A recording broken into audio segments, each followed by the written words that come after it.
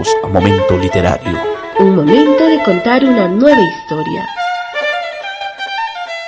¿Qué tal? ¿Cómo están? Muy buenas tardes, estimados amigos oyentes. Mi nombre es Jaime Riveros y les estaré acompañando por este espacio de una hora para hablar de libros y más libros. Bienvenidos a su programa Momento Literario, que llega gracias a Radio Sol de los Andes y al Club de Lectura Juliaca.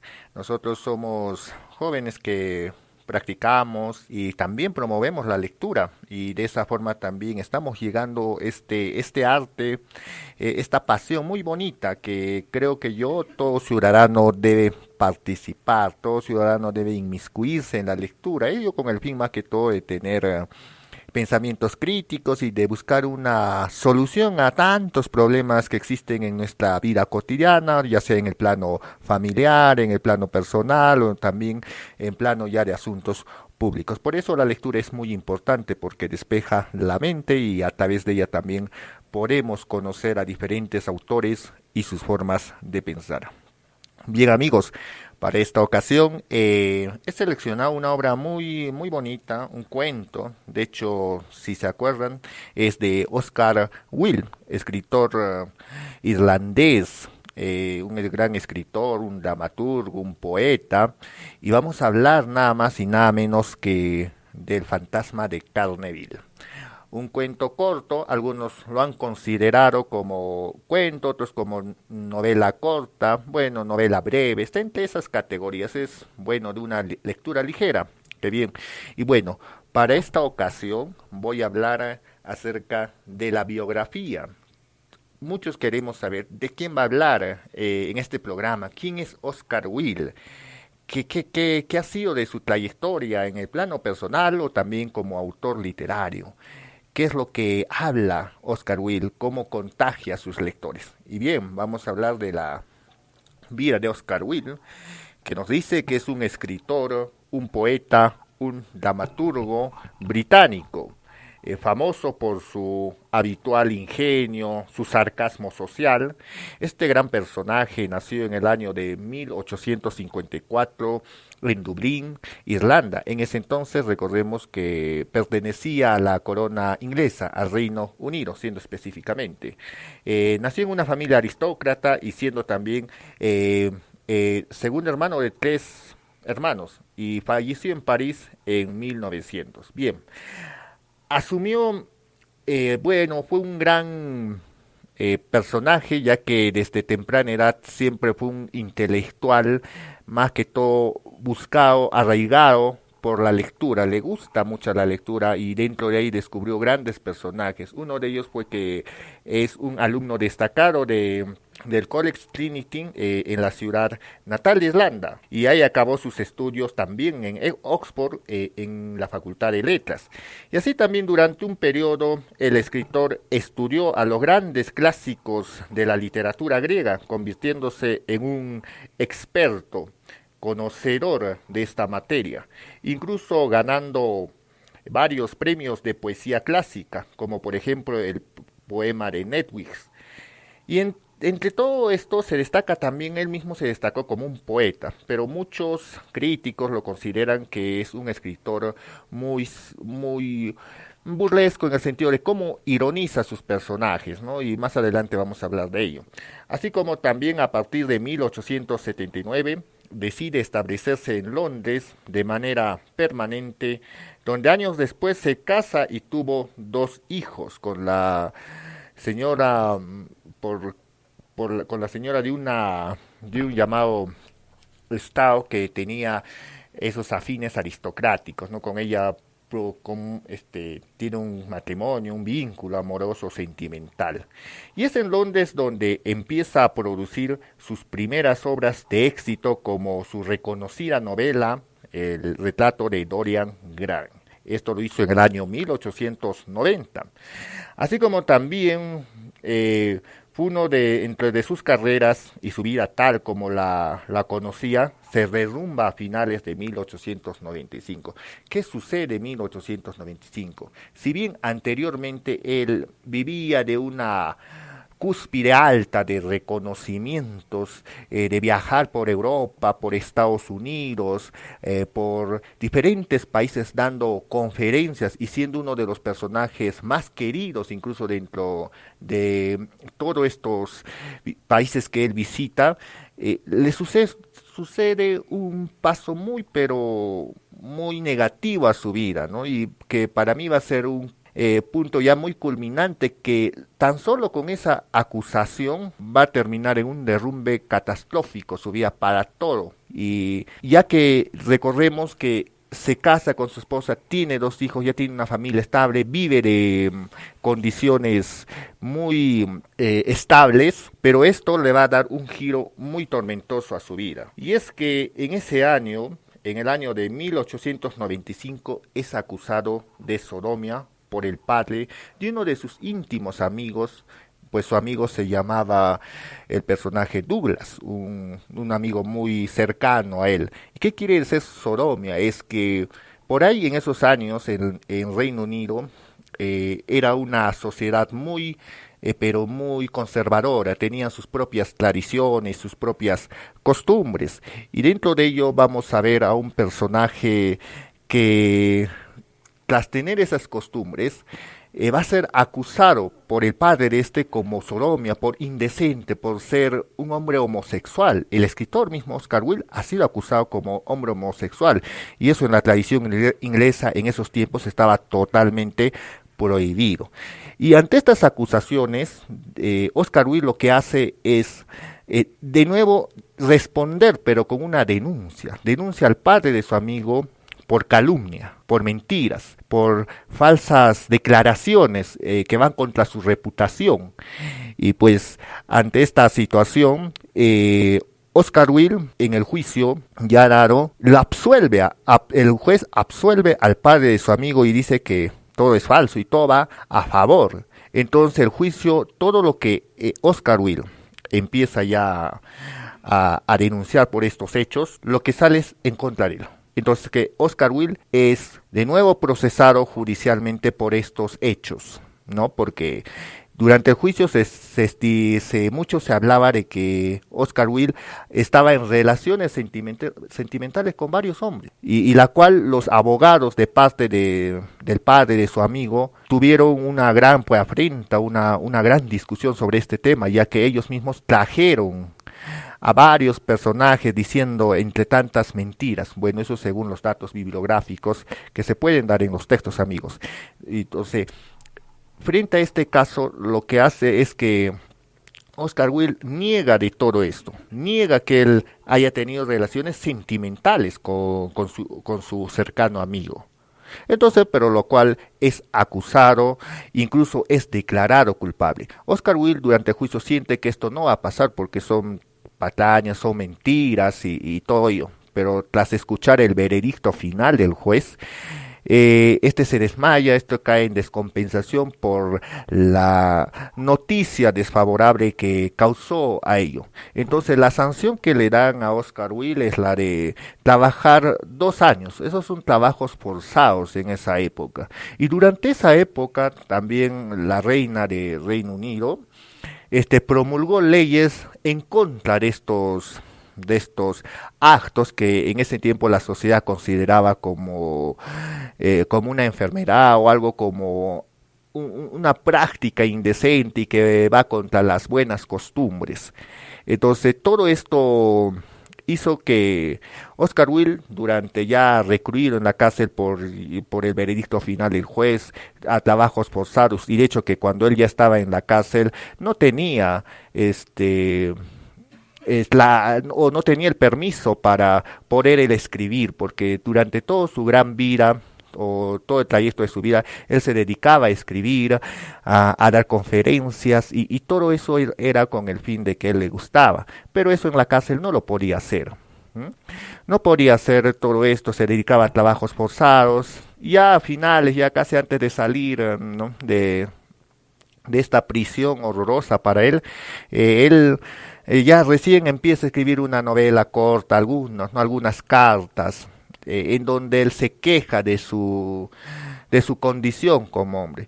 Una vez que él ya culmina todo su periodo de castigo, vamos a decirlo así, eh, él ya empieza a, a tener ya, de hecho, dentro de esa cárcel, graves síntomas de enfermedad, porque ya la preocupación, la tristeza, tal vez el pensamiento y todo eso hace que el ser un hombre muy esbelto, un hombre, ¿no?, que tiene una estatura totalmente normal y todo lo físico, empieza a decaerse por estas condiciones que le depara la vida particularmente.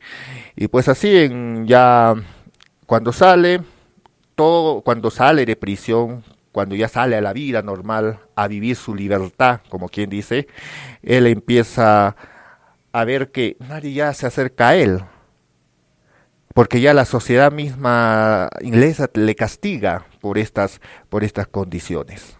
Y muy aparte de esto, cuando él estuvo recluido en la cárcel, su esposa, con quien había contraído un matrimonio, lo deja abandonado y cambia el apellido de ella y de sus dos hijos a, a Holland, porque imaginemos que uno de sus hijos tenía un nombre y un apellido, entonces era Will, pero la cambia a Holland. Entonces esto hace que más se deprima el autor. ¿Y por qué la esposa hace esto?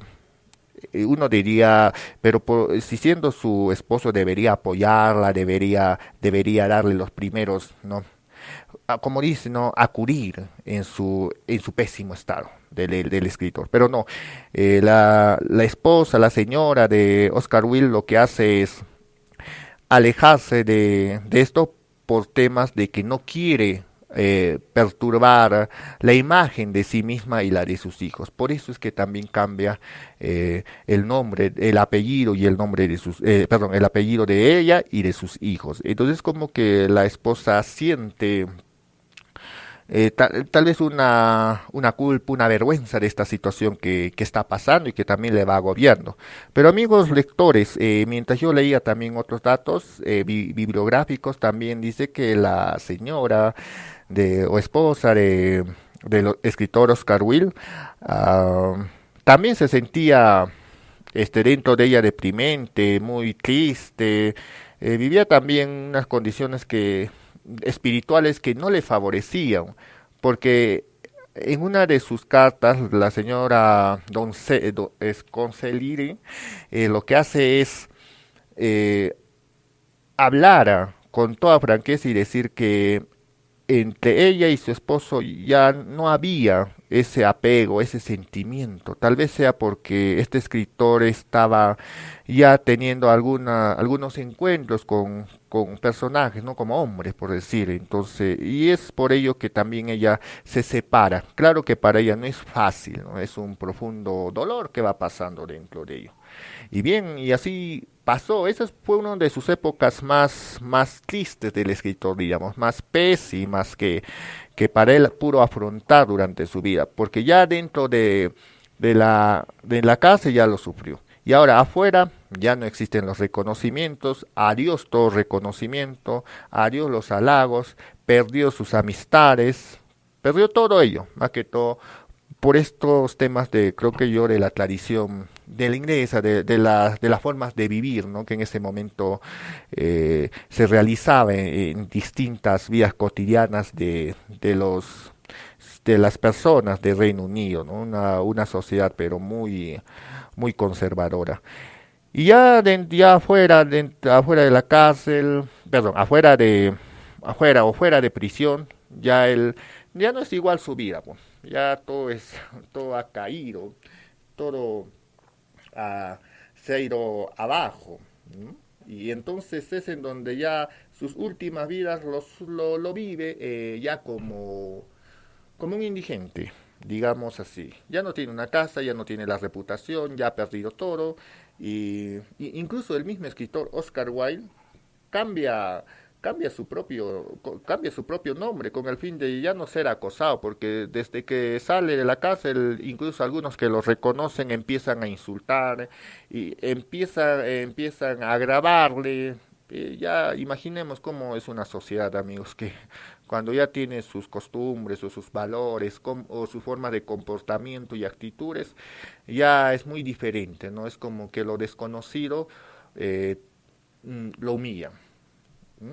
Entonces, en ese sentido es que se basa la vida de Oscar Wilde, ¿m?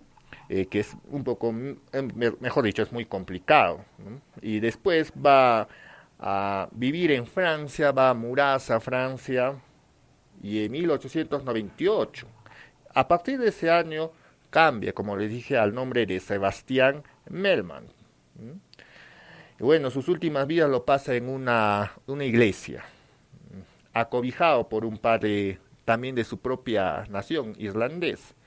Y a partir de los 46 años, en el año de 1900, fallece este escritor por enfermedad de los oídos. Había tenido durante su estancia en la cárcel una caída brusca y la cual produjo su muerte repentinamente. Muy joven el escritor falleció, siendo uno de los icónicos autores que muchos recordarán, ¿no? Por ejemplo, él escribió uno de sus grandes cuentos que para mí yo lo leí en la infancia y es El gigante egoísta, un cuento que también habla, ¿no? Y que es netamente para los niños y que más posterior vamos a hablar. Entonces él en una de sus frases muchas veces decía que yo escribí mis obras, mis versos, sin experimentar la vida.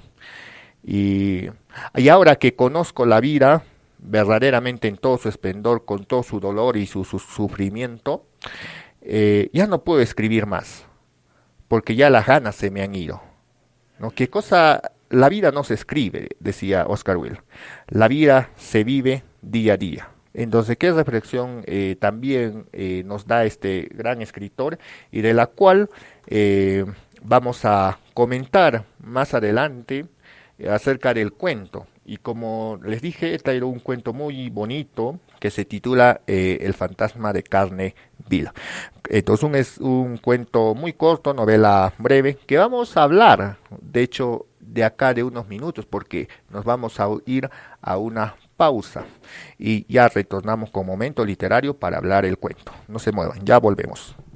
Así es, volviendo a Momento Literario, estimados amigos oyentes, hoy vamos a hablar del cuento, vamos a hablar acerca del fantasma de Canterville, un cuento que de hecho es muy amigable para los lectores y que te va a producir a veces, yo digo, cierta tranquilidad. No es un cuento muy pesado, ¿no? De algunos imaginamos fantasma. Será algo miedoso, algo que va a producir un desequilibrio en nuestra mente o nos va a saturar, porque hay veces las letras, cuando un escritor escribe, eh, siempre produce un desequilibrio emocional. Pero en este caso va a ser un tema que te va a producir, yo creo que más risa o tal vez jocosidad dentro de cada lector. Entonces vamos a hablar acerca del fantasma de Canterville, vamos a darles a conocer de qué trata. La historia inicia así, queridos amigos. La historia inicia cuando el ministro Otis visita Londres para vivir ahí. Entonces él decide realizar o incursionar esta aventura, este trayecto, junto a su familia, junto a su esposa Lucrecia, a su hijo mayor Washington, quien le pone padre, ¿no? Ese nombre en honor al presidente o al primer presidente de Estados Unidos, junto también a su hija Virginia, una muchacha de 15 años, junto también a sus dos hijos gemelos, que se van a llamar Estrellas y Rayas, o bandas, van a llevar ese nombre, junto a toda su familia van a vivir a Londres. ¿A dónde van a ir a vivir? A Canterville. Y Canterville es un lugar muy tradicional de la corona inglesa, muy tradicional porque ahí vivieron personajes de la aristocracia, como duques, doncellas y todo ese misticismo de todo un legado, una herencia cultural que ahí propaga, ¿no? Y entonces el ministro Otis visita, va a ir a comprar ese castillo Carneville. Entonces se encuentra con el Lord Carneville, que es un personaje que vive ahí, y le dice: señora, acá han vivido varios personajes de la aristocracia inglesa, y todos han rehuido, todos se fueron porque ahí les hacía asustar, e incluso muchos se han vuelto locos, otros han muerto. ¿Cómo es posible que usted pueda vivir ahí, señor Otis? Pero Otis, despreocupado, no siente temor. No, dice, no pasa nada, no pasa nada. Así que usted véndame el castillo y el fantasma incluido. Póngalo usted en inventario. Así lo dice el ministro Otis, todo despreocupado, incluso retando, ¿no? Entonces, ahí es en donde Lord le dice: oye, ¿qué tan pragmatismo tienen estos señores? Bien, entonces así van a vivir ellos, van a vivir en Londres, en Canterville, por estos hechos, por toda esa cotidianidad, el trabajo de toda esa familia. Van al castillo, ellos vienen y les recibe la señora Umey. Es una criada, una mujer que ya trabaja casi más de 50 años en el castillo.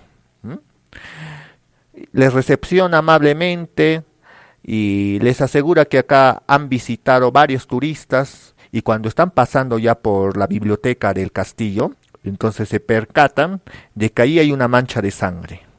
Y les dice: esta mancha de sangre nunca ha sido borrada por más de 300 años, los turistas lo han visto constantemente, no se puede borrar. Y la esposa o la señora Lucrecia le dice: no hay problema, acá simplemente con un quitamanchas todo se borra. Y pidió un quitamanchas, tipo hace para poder limpiar esa sangre que estaba ahí secada dentro del piso. Inmediatamente, y se soluciona el problema. Ahí está, ¿cómo que no se retira?, dijeron. Ya pues, entonces la señora o la criada Lucrecia, que trabajaba en ese lugar por más de 50 años, entonces todo asombrado.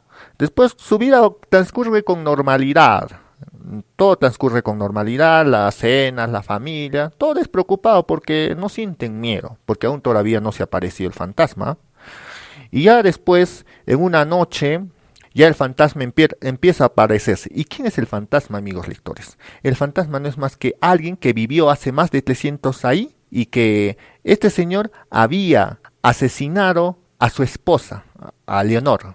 La había asesinado cruelmente, y este señor, que se llama Simón, el fantasma se llama Simón, Sir Simón, ese es el nombre, había desaparecido, casi por más de días había desaparecido, y no se encontraba, y solo ya su fantasma pululaba, haciendo asustar. Entonces a la familia Otis, que ya actualmente vive en ese lugar, entonces tenía como premio hacerle asustar, porque su trabajo es hacerles asustar, causarles miedo, incluso, ¿por qué no?, enloquecerlos, incluso matarlos. ¿Por qué no? Porque era eso, pues era el lugar en donde su alma peregrinaba por esos cantos, por ese castillo.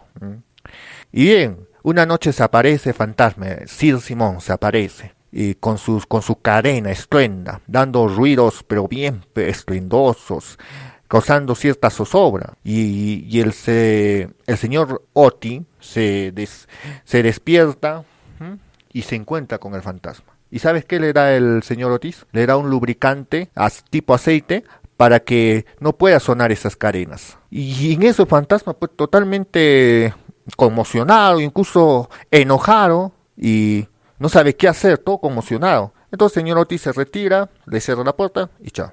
Y este fantasma, ya pues enojado, tira ese lubricante de aceite, enojado, con sus cadenas, empieza a hacer ruidos más estruendosos. Es como decir, el fantasma dice: se han burlado de mí, ya no tiene miedo este señor. Entonces él clama una venganza. Empieza a ver qué puedo hacer para asustar. Pero dentro de ellos, a medida que transcurren también los días, él va preparando otras acciones para asustar a esa familia. Pero ahí, recordemos, hay dos gemelos. Y esos dos gemelos le van causando una vida imposible al fantasma. Una vida imposible. Le van tirando piedras, incluso almohadas, todo ello. Y muy aparte, durante esa estadía de la familia en esa casa, cada día va apareciendo. Mira, hoy limpio la mancha de sangre y mañana de nuevo aparece. y así sucesivamente. Pero no hay tanto problema, ni se inmutan, ni se asustan la familia. El hijo mayor Washington va a seguir limpiando, limpia, hasta que un día esa sangre se vuelve color verde esmeralda. Entonces cuando está en ese color le dicen, ay, déjalo. El fantasma está haciendo sus paparrotadas, está haciendo su berrinche, ¿no? Porque ya todos saben de la existencia, pero no lo toman en cuenta. Ese es el tema, no lo toman en cuenta. Entonces, el fantasma ya pues está totalmente ya, como dice, ¿no? Ya he perdido todo tipo de autoridad, ya no puedo qué hacer, ya no puedo cómo hacer que estos señores me tengan miedo, ¿no? Y él dice, pero si por años he causado la zozobra, el miedo, muchos han huido, incluso han muerto, otros han enloquecido, ¿cómo es posible estar en esa reflexión? ¿Mm? Entonces, hasta que un día ya de tanto cansancio, ya viene una de las hijas del señor Otis, que se llama Virginia, una muchacha muy bonita, que tiene 15 años. Entonces con ella se encuentran repentinamente, en un acto tal vez, se encuentran y empieza a contarle todos sus sufrimientos. Y le dice, oye, yo por muchos años, yo acá he mandado, yo acá he gobernado mi tierra, y como que ahora no me hacen caso. Y entonces le dice, incluso la sangre me lo borran constantemente. Entonces la pequeña Virginia, que tiene 15 años, le dice, oye, pero tú acá estás haciendo tu berrinche, tú eres un ordinario, estás haciendo las cosas, las tonterías, nosotros no creemos en eso. Incluso le habla, tú has robado mis colores, lo has pintado, ya no te sobraba el rojo, has pintado con verde. Incluso de eso lo resondra la señorita Virginia. Le resonda por estos actos. Y ya pues así va transcurriendo esa conversación entre Virginia y el fantasma. Y entonces el fantasma, ¿qué le dice Sir Simón? ¿Qué le dice a Virginia? Dice, oye, ¿sabes qué? Ya me he cansado. Ya quiero dormir tranquilo, ya no quiero estar ya en estas condiciones, que se estén burlando de mí. Es como que ya he empezado a perder ya todo ese ánimo, ya no le sobran fuerzas. Eso es lo que dice Sir Simón a Virginia. Así que uno de los secretos para que el ángel de la muerte me pueda llevar y yo pueda descansar, necesito una mujer que sea virgen, que sea bondadosa, que tenga todos unos valores que le describen.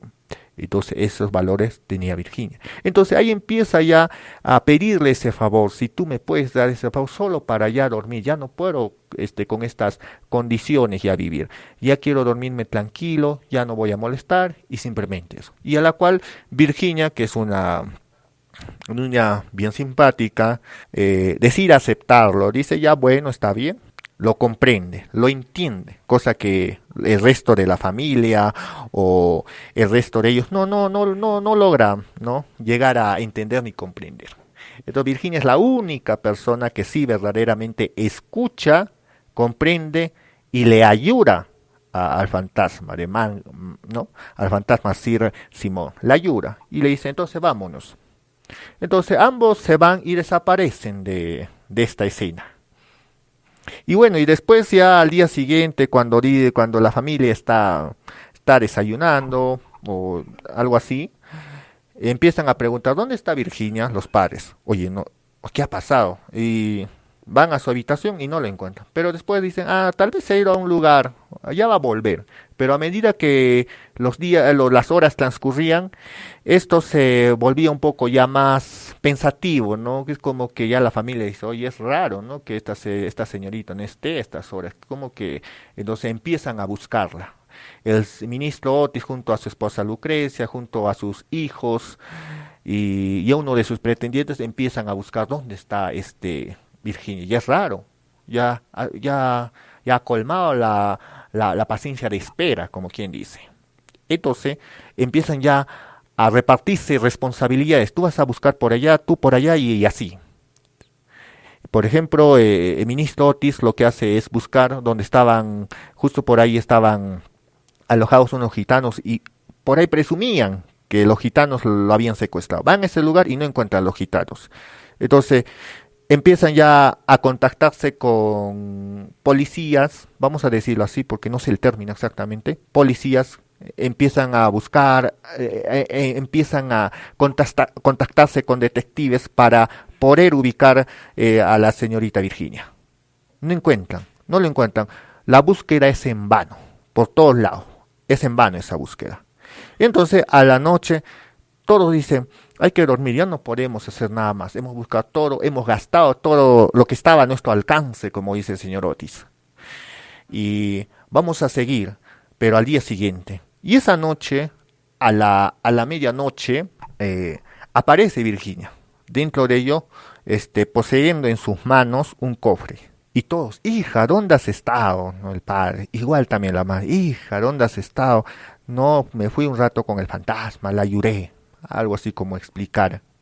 Entonces, le explica todo lo sucedido, casi en el cuento no es tan descriptivo como ha pasado, simplemente que aparece Virginia, entonces ahí está, también el cuerpo huesuro de fantasma de Carneville, o sea, del fantasma Sir Simón. A Sir Simón le dan la correcta, o también como es una costumbre, la sepultura correspondiente. Lo llevan a un lugar, a un cementerio, y todos esos ritos funerales, ¿no? Toda la familia participe en esos ritos funerales. Y bueno, y al final ya casi terminando el cuento en su desenlace final, entonces ese cofre, el señor Otis o el ministro Otis no quiere que su hija lo tenga, porque dice que eso no te va a servir para nada, ¿no? Entonces trata de venderlo al dueño o al que es dueño de ese lugar del castillo de Carneville, trata de venderlo, pero resiste y dice, eso no me pertenece a mí. Tú compraste la casa, tú compraste con todo, incluso con fantasma incluido, ahora bien te corresponde a ti. Este cofre les corresponde a ustedes, así que guárdenlo. Bueno, ante esta resistencia de parte del ex dueño de ese castillo, entonces él ya lo tiene. Entonces Virginia es que la que posee ese cofre, y en donde hay joyas, ahí poseen joyas de siglos pasados, ¿no? Es como que de la herencia de ese linaje familiar. ¿Mm? Y al final, ya casi concluyendo, decide ya casarse con el duque de Carneville, con el que vive ahí. Y entonces ya todo el preparativo ya está, el matrimonio será, Virginia se casa con el duque, con él se casa, y así, y al final, casi como un final misterioso, algo que no se puede dar una respuesta objetiva, le dice, ahora que somos marido y mujer, ¿me puedes contar qué es lo que ha pasado con el fantasma mientras tú te has desaparecido, has estado ausente? Y le dice, no. Este es un secreto entre él y yo. Y ese secreto nadie lo sabe, ni tú lo sabes. Y entonces ahí ella dice, o Virginia dice, solo sé que a mí me ha enseñado que el amor tiene una supremacía más fuerte que el odio, que el pecado y todos los males. El amor puede vencer a cualquier obstáculo. Y termina con ese mensaje, estimados amigos oyentes. Entonces, de esa forma concluye este cuento breve, un cuento muy amigable. Por eso mientras relataba, se han dado cuenta que no había descripciones horrorosas, no había descripciones que por ahí podrían producir algún desequilibrio en tu emoción.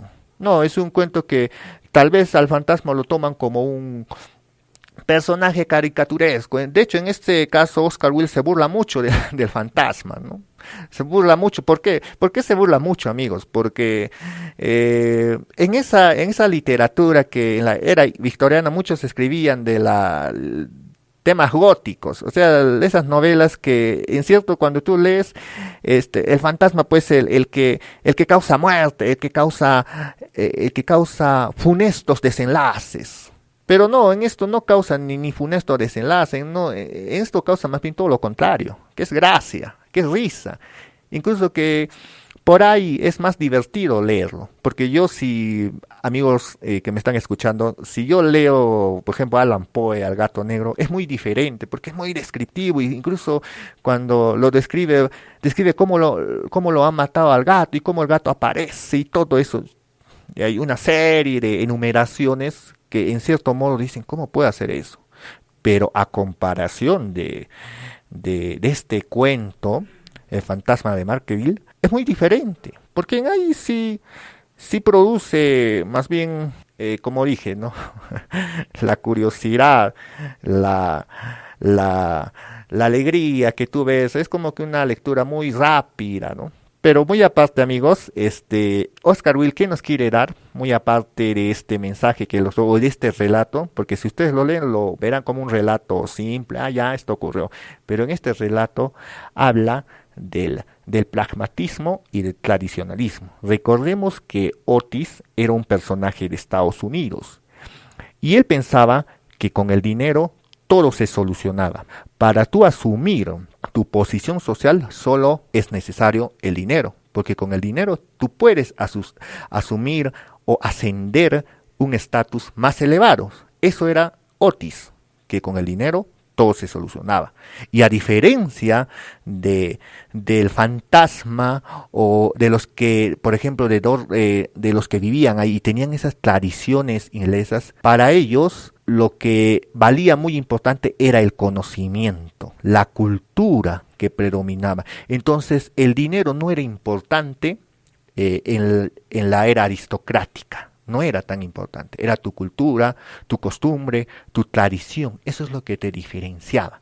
Pero este cuento, ¿qué nos quiere hacer dar a conocer? Es que el dinero está por encima de las normas culturales, el dinero puede superar. Incluso ahí nos habla que el tradicionalismo inglés, el costumbrismo de Inglaterra, los modos de vida, te pueden producir pueden ahí producir su decaimiento fatal, porque el fantasma, el sísimo, representa la aristocracia, representa esa decadencia, ¿ya?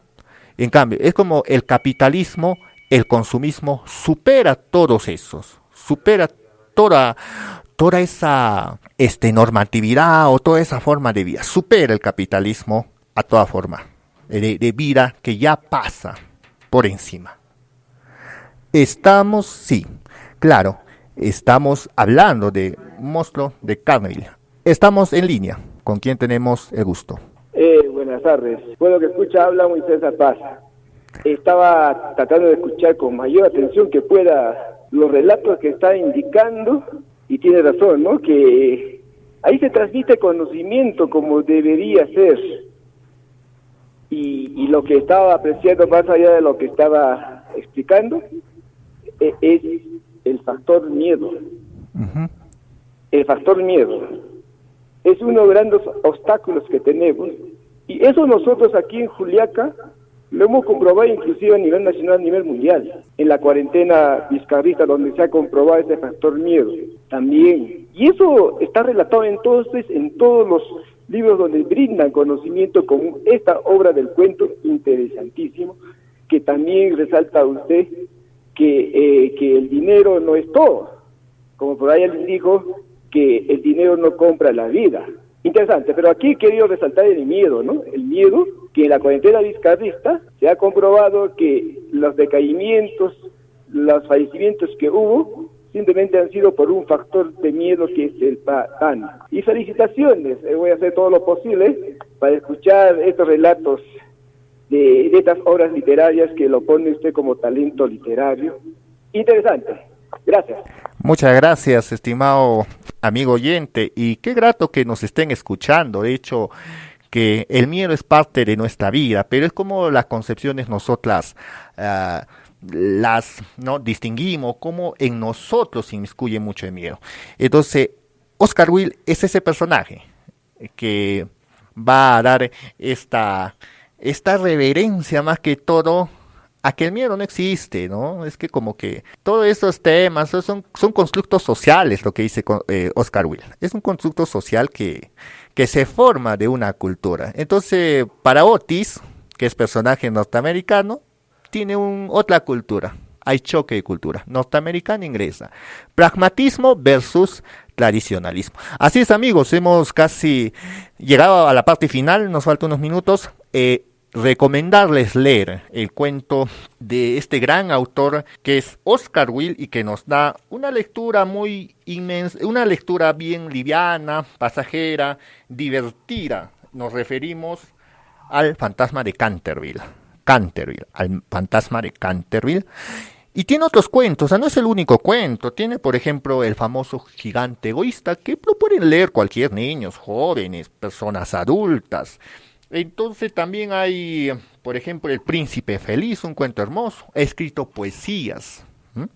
Entonces, amigos oyentes, a leer, a seguir practicando la lectura. Lo hacemos con el fin de que ustedes puedan tener esa curiosidad y explorar esos mundos desconocidos. Muchos desconocemos, hasta yo actualmente sigo desconociendo, pero que a medida que voy explorando, también voy conociendo esas realidades y uno también se pone un poco más reflexivo, más empático, uno con nuestro plano personal, familiar, incluso social, ¿no? Que es lo que nos atribuye a nosotros mismos. Estimados amigos, entonces ha sido grato escuchar. Nosotros somos el Club de Lectura Juliaca. Nos pueden ubicar en la página de Facebook, estamos con ese nombre, Club de Lectura Juliaca. Estamos en las redes sociales, en Facebook, Instagram, TikTok. Y mándenos un mensaje si quiere pertenecer y hablar de libros y más libros. Y este programa llegó una vez más gracias a Radio Sol de los Andes y al Club de Lectura Juliaca. Nos reencontramos el próximo sábado para seguir hablando de más libros a través de esta emisora que nos da este espacio. Agradecido una vez más con la administradora por ceder este espacio y promover la cultura de la lectura. Muy buenas tardes. Cuídense. Programa producido por el Club de Lectura Juliaca. Nos encontramos el próximo sábado a las 12 del mediodía por Radio Sol de los Andes.